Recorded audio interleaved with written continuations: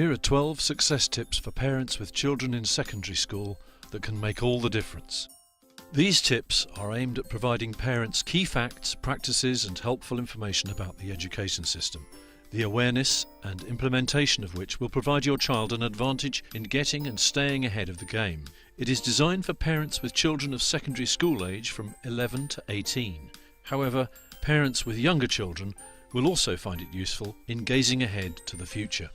This particular set of success tips is generic in nature, and you are strongly advised to request success tips for the specific age of your child. Also, ensure that you stay ahead of the game by reading the success tips for the years ahead of your child's current age group. The education system in England is rather complex and the curriculum changes very often.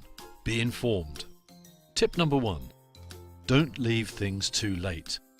Remember that children grow very fast, and don't leave things too late. Always look at least 3 years ahead of your child's current age, whilst at the same time keeping up to date with the requirements of his or her present key stage or year group. Tip number 2. All focus at secondary school should be on GCSE and A-level. All the focus in secondary school is now on GCSE and A-level, as these are the two main examinations. The official age for studying GCSE is 15 to 16, Year 10 and Year 11.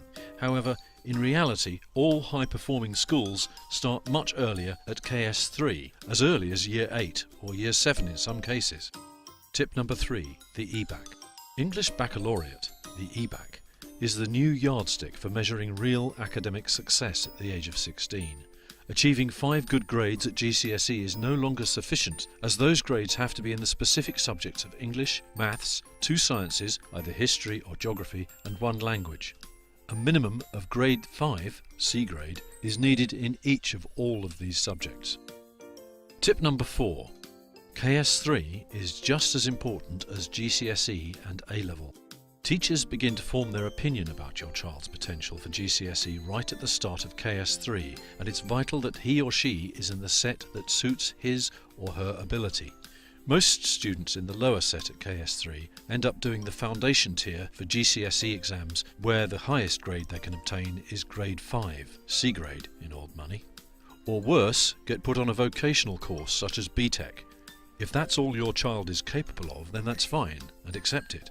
However, if they are more capable, it's a shame to just coast along with no desire or enthusiasm to achieve beyond mediocrity. Tip number 5. The new number grading system. The new number grading system from grade 9 to grade 1 is designed to identify the most able students, and achieving the top grade 9 is very challenging. There is a lot of confusion about the minimum requirement. Grade 5 is accepted as safe, but more able young people should aim even higher. Tip number 6. Academic qualifications available at A-level. The range of academic qualifications that are available for post-16 are A-level, the IB, International Baccalaureate, and the Cambridge Pre-U A-level is the safer option and most widely known and accepted for university admission. The IB is broader in content and also just as academically challenging as A-level. However, not all schools and colleges offer the IB. The Cambridge Pre-U is the most academically demanding, and only a tiny number of the top schools offer it for the most able young people. Achieving 3 top grades at A-level is sufficient to gain admission to the top universities. Although many universities, including the top institutions, list BTEC as acceptable, in reality, students at the top universities have studied an academic qualification to gain entry, and the very few who manage to get in with BTEC usually struggle immensely on the course and may end up not completing their degree. Tip number 7. Not all universities are the same. Universities are not all the same, and society and the top employers value the Russell Group institutions more than other universities. The very top universities have a strong preference for certain A-level subjects, and a student needs to achieve very high grades in at least 2 of those in order to have a chance of being offered a place at a top university. Tip number 8. Preferred subjects list. For GCSE, the EBAC subjects are key. At A-level, the subjects in which the most prestigious universities have a very strong preference are maths, English literature, chemistry, physics, biology, history, economics and languages, such as French, German, Latin, Mandarin and a few others. It's okay for a teenager to follow their passion, but subjects such as media studies, photography, sociology, psychology, business studies and some other related subjects are looked down on or ignored by top universities. To increase the chances of an offer at a top university, 2 of the preferred subjects listed here ought to be included in your child's subject choice for A-level or its equivalent of IB or Pre-U. Tip number 9. Schools are better places to study A-level, the top schools. A school that offers post-16 qualifications is the best place to study an academic qualification such as A-level, IB or Pre-U, and not at a college. Only a handful of sixth form colleges have a track record of achieving top exam grades at A-level. Ask questions and check the past record of A-level successes before your child accepts a place to study post-16 qualifications at a school or college. Tip number 10. Cooperate with the school to get the best for your child.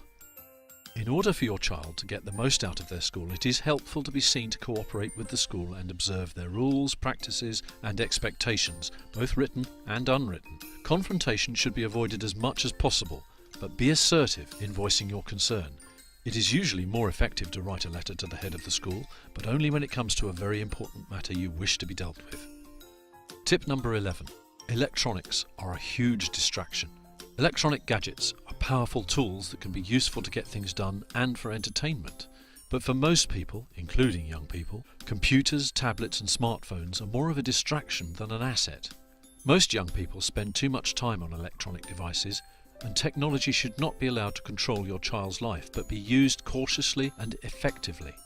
Remember, examinations are still done with a pen and paper, and having ideas is one thing, but to communicate those ideas in a way that an examiner wants requires written practice. Tip number 12. Converse with your child. Regular conversation with your child is vital. It is difficult to speak to teenagers, but there is no option but to find a way to do it.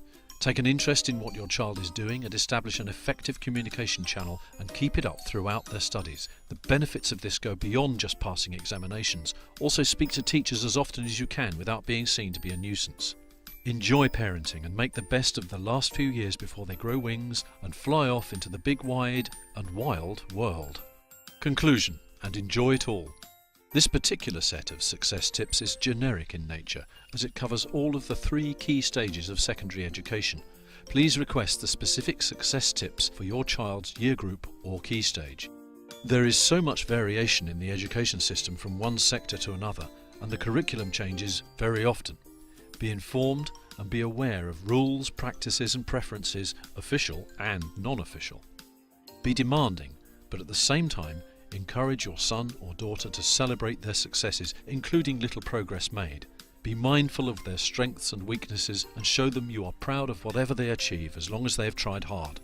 Excel in Key Subjects offers helpful and impartial advice on matters relating to secondary education, achieving exam success and gaining admission to university. Contact us for a free consultation, which can be on the phone or by a scheduled visit to one of our centres. Good teachers are expensive, but bad teachers cost your child more.